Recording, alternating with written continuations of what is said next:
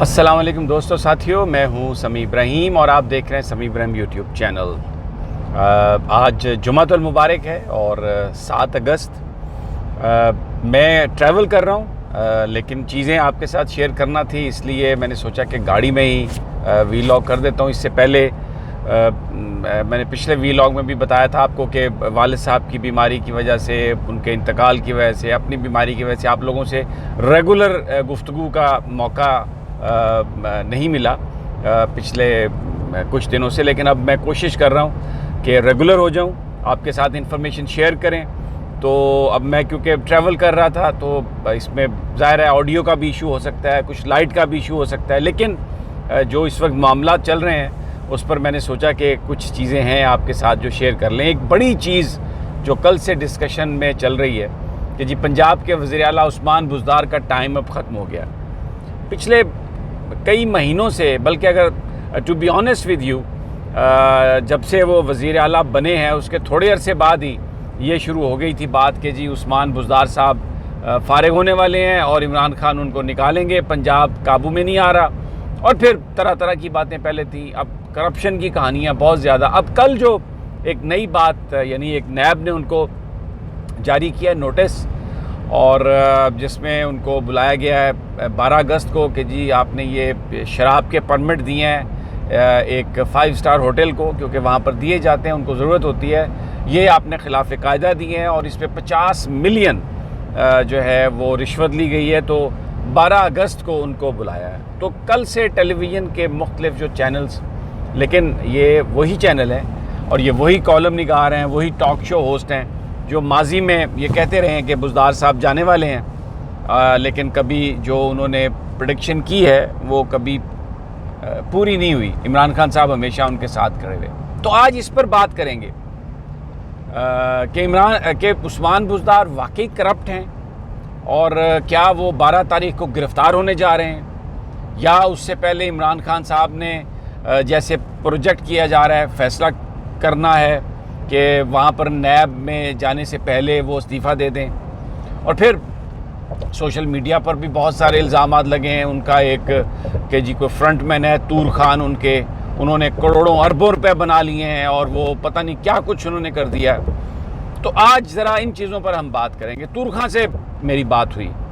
D G Khan کا ایک صحافی ہے، لوور مڈل کلاس اس کا تعلق ہے، لیکن عثمان بزدار سے ان کا تعلق بہت پرانا ہے، ان کے والد صاحب کے زمانے سے، اور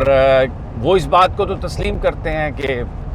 وہ بزدار صاحب سے ملتے بھی ہیں، آتے بھی ہیں۔ ویسے بھی ہر جمعرات کو جو ڈی جی خان کے لوگ ہیں وہ بالکل کسی بھی سیکیورٹی کے بغیر وزیر اعلیٰ ہاؤس میں جا کے عثمان بزدار سے ملاقات کر سکتے ہیں۔ لیکن ایک چیز میں آپ کے ساتھ شیئر کرنا چاہتا ہوں، جب میں نے طور خان سے میں بات کر رہا تھا تو میں نے ان کو نمبر دیا تھا، انہوں نے مجھے کال کی تو نمبر ڈسکنیکٹ ہو گیا بات کرتے کرتے۔ پھر کوئی 10-15 منٹ کے بعد ان کی کال آئی تو اس میں انہوں نے مجھے یہ بتایا کہ وہ میرا بیلنس ختم ہو گیا تھا، تو میں اور مجھے بیلنس ڈلوانا پڑا۔ تو میں یہ سوچ رہا تھا کہ جس آدمی پر یہ الزام ہو کہ اس نے کروڑوں روپے بنائے ہیں، اربوں روپے بنائے ہیں، اور حالت اس کی یہ ہوگی کہ ٹیلی فون پر بیلنس نہیں ہے، وہ 100 یا 500 یا 1000 روپے کا بیلنس اس میں ڈلواتا ہوگا، تو یہ بات میری کوئی سمجھ میں نہیں آ سکی۔ پھر میں نے کچھ یہاں پر جو پنجاب کے جو سیکریٹری ہیں، کچھ بیوروکریسی میں میرے دوست بھی ہیں، ان سے میں نے گفتگو کی پچھلے 2-3 دنوں سے، جس میں میں جاننا چاہ رہا تھا کہ عثمان بزدار کی فنکشننگ کیا ہے۔ اب آپ اس بات پر ہو سکتا ہے یقین کریں یا نہ کریں، لیکن انتہائی جو مطلب اچھے جو آفیسرز ہیں انہوں نے یہ کہا کہ جو لیول آف انڈرسٹینڈنگ ہے عثمان بزدار کی وہ شہباز شریف صاحب سے کہیں زیادہ ہے۔ ایک بات ہے کہ ان کی میڈیا مینجمنٹ نہیں ہے۔ اب آپ دیکھیں نا، پہلے شروع میں یعنی وہ شہباز گل صاحب تھے، اب وہ امریکہ سے آئے تھے، بھلے وہ پڑھے لکھے آدمی ہیں لیکن انہیں پنجاب کی جو لینگویج ہے، جس طریقے سے ڈیل کیا جاتا ہے گروپس کو، ان کو نہیں پتہ تھا۔ پھر فیاض الحسن چوہان صاحب وہ اپنی طرز کے آدمی ہیں، آئے گئے، میاں اسلم اقبال یہاں پر رہے تو وہ ٹیمپریری تھے، شمسام بخاری صاحب بھی آئے لیکن وہ کچھ زیادہ اس میں چل نہ سکے کیونکہ ان کا شاید ابھی پی ٹی آئی کے جو کلچر ہے وہ پوری طرح نہیں ہے۔ تو ایک پی ٹی آئی کی مرکز میں بھی اور صوبے میں بھی پنجاب میں یہ پرابلم رہی ہے کہ ان کے پاس کوئی جواب دینے والا کوئی شخص نہیں ہے صحیح پروفیشنلی، جیسے نون لیگ کرتی ہے، تو اس کی وجہ سے جو بھی الزام ہے وہ لگتا ہے۔ اور لوگ اس کو سچ بھی مانتے ہوں گے. میڈیا پر ایک فرینزی ہے. لیکن بہرحال تھوڑا سا میں ایک چیز آپ کے ساتھ اور شیئر کرنا چاہتا ہوں ان چیزوں پر بات کرنے سے پہلے کہ یہ جو کچھ بھی عثمان بزدار کے ساتھ ہو رہا ہے یہ ریپیٹ ہے جو ایٹیز میں محترمہ بے نظیر کے ساتھ ہوا تھا. ضیاء الحق صاحب نے بہت کوشش کی ذوالفقار علی بھٹو کو ان پر الزام لگانے کی, کرتاس عبیز بھی جاری کیا, لیکن وہ کوئی مالی ان پر الزام نہ لگا سکے بے قاعدگی کا.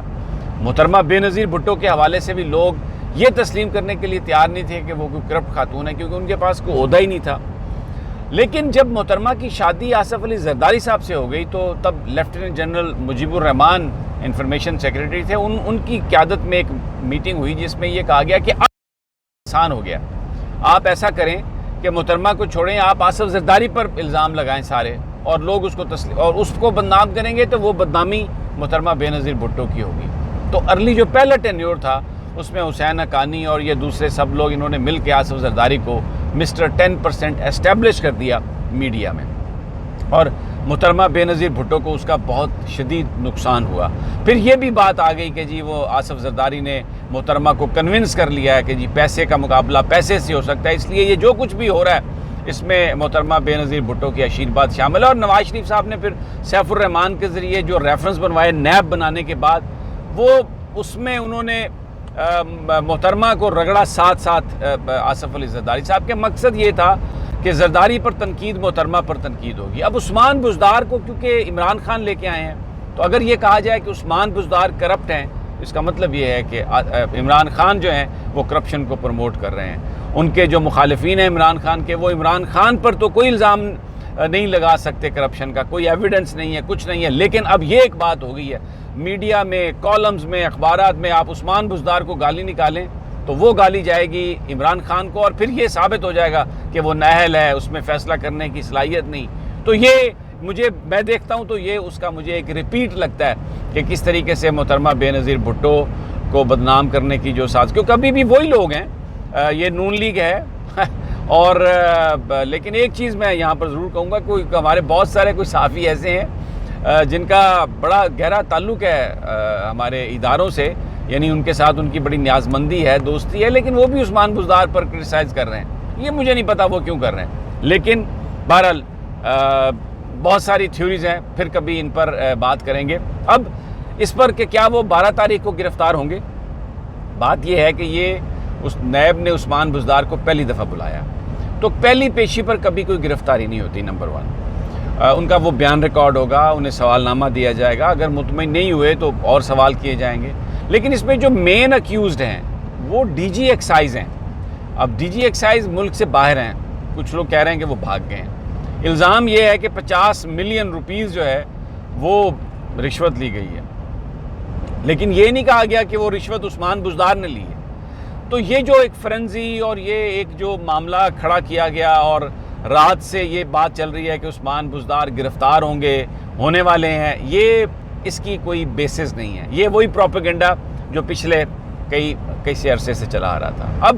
سوشل میڈیا پر کچھ ہمارے دوستوں نے, صحافیوں نے ان پر الزام لگائے ہیں, طور خان کو ان کا فرنٹ مین قرار دیا ہے. تو طور خان سے جب بات ہوتی ہے تو 3-4 الزامات تھے. ایک الزام تو یہ تھا کہ جی جب وہ تحصیل ناظم تھے عثمان بزدار, تو انہوں نے بڑا مال بنایا اور طور خان فرنٹ مین تھا. اور اس کے بعد یہ ہوا کہ وہ جس اپنا تحصیل کونسل کے ناظم تھے, جس تحصیل کے ناظم تھے, وہاں پر وہ دفتر کا ریکارڈ جلا دیا گیا کہ وہاں پر سارا جو ثبوت ہے وہ ضائع ہو جائے. اب جب ہم نے فیکٹس چیک کیے, طور خان سے جب بات ہوئی تو اس نے یہ کہا کہ جس تحصیل کے ناظم عثمان بزدار تھے, اس تحصیل کے آفس میں, ناظم کے آفس میں نہ کوئی آگ لگی ہے, نہ کوئی ریکارڈ جلا ہے, وہ سارے کا سارا وہاں پر موجود ہے. البتہ تونسا کی ایک نیئر بائی تحصیل, ایک اور تحصیل ہے, وہاں پر ضرور آگ لگی تھی, اور وہ بھی جو آگ تھی وہ 2007 میں جب محترمہ بے نظیر بھٹو شہید ہوئیں ایک بم بلاسٹ میں, گولیاں لگنے, وہ جو تھا لیاقت باغ میں, تو پورے ملک میں ایک ہنگاموں کی ویو آئی. تو اس میں وہاں پر بھی ایک ہنگامہ ہوا, اور انہوں نے مظاہرین نے اوپنلی آ کے اس کو جلا دیا, پوری بلڈنگ کو. تو لیکن وہ ان کے جو عثمان بزدار صاحب کا وہ دفتر نہیں تھا. بہرحال مجھے نہیں پتا کس نے فائل دی بنا کے اور کیا دیا, اور وہ جو صحافی ہیں ہمارے اور بھی جو بہت دوست ہیں وہ ہوتے تو اسلام آباد لاہور کراچی میں ہیں، لیکن خبریں اب ڈی جی خان کی اگر وہاں پر ایک ٹرپ کر لیتے جا کے لوگوں سے پوچھ لیتے تو شاید یہ غلطی وہ نہ کرتے۔ اچھا پھر اب کہ جی ایشین ڈیولپمنٹ بینک کے بہت سارے فنڈز جو ہیں وہ وہاں پر تھے اور کروڑوں روپے عثمان یہ بزدار صاحب کے تھے اور وہاں پر طور خان نے وہ کر لیے۔ تو وہاں پر ایکچولی وہ یہ بالکل طور خان آن ریکارڈ یہ بتا رہے ہیں